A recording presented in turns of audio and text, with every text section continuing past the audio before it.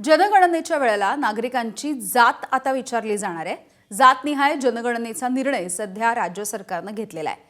या जनगणनेच्या वेळेला 40 प्रश्न विचारले जातील आणि या 40 प्रश्नांची यादी देखील प्रसिद्ध करण्यात आली आहे। 10व्या प्रश्नामध्ये जातीच्या प्रवर्गाचा उल्लेख आहे। यामध्ये अनुसूचित जाती, जमाती की अन्य जाती अशा पद्धतीची विचारणा होऊ शकते। सोबतच बँकेमध्ये खातं आहे का, कोरोनाची लस घेतली आहे का, असे काही प्रश्न देखील जनगणनेच्या वेळेला विचारले जाणार आहेत।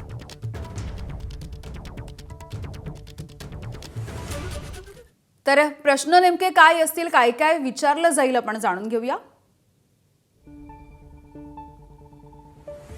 नागरिकाचं नाव नेमकं काय, कुटुंब प्रमुखाशी त्याचं नातं काय, लिंग कोणतं, जन्मतारीख, वय, वैवाहिक स्थिती, लग्नाच्या वेळेचं वय,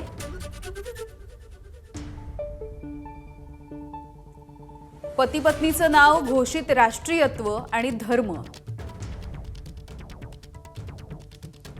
सोबतच आणखी एक महत्त्वाचा मुद्दा तो म्हणजे जातनिहाय जनगणना होणार आहे, त्यामुळे अनुसूचित जाती, जमाती, अन्य जाती या संदर्भातला प्रश्न असेल। वडिलांचे आणि आईचे तपशील असतील। अपंगत्व आहे किंवा नाही, कोणत्या पद्धतीचं आहे त्याविषयी, मातृभाषा किंवा इतर भाषांचं ज्ञान, अक्षर आणि डिजिटल साक्षरता, शिक्षण, उच्च शिक्षण शाखा, गेल्या वर्षी कुठल्या ठिकाणी काम केलं असे काही प्रश्न असतील। अर्थार्जनाची नेमकी साधनं काय आहेत, व्यवसाय आहे का, उद्योग, व्यापार किंवा सेवेचं स्वरूप नेमकं काय,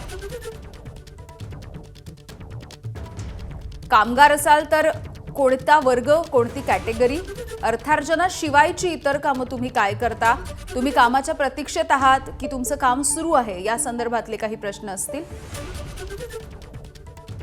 कामावरती कसं पोहोचता, कसा प्रवास करता, जन्मगाव कोणतं, रहिवासाचं आधीचं ठिकाण काय, तर असे काही प्रश्न विचारले जातील। जर स्थलांतर कोणी केलं असेल तर त्याची कारणं काय, सध्याच्या ठिकाणी कधीपासून तुम्ही राहताय, कायमचा निवासी पत्ता नेमका कोणता, अपत्य किती मुलं जिवंतपणी जन्मली, विवाहित महिला, विधवा, घटस्फोटित विभक्त महिलांसाठी अशा पद्धतीचे काही प्रश्न असतील। गेल्या वर्षभरामध्ये जिवंतपणे जन्मलेल्या मुलांची संख्या, कोरोनाची लस घेतलेलं ठिकाण नेमकं काय आहे, बँक खात्यांची संख्या काय आहे, मोबाईल क्रमांक, आधार क्रमांक या सगळ्याविषयी विचारणा होईल। मतदार ओळखपत्र, पासपोर्टचा क्रमांक आणि वाहन परवाना, ज्या ज्या डॉक्युमेंट्स तुमच्याकडे उपलब्ध असतील त्याविषयीचे क्रमांक जनगणनेच्या वेळेला द्यावे लागणार आहेत।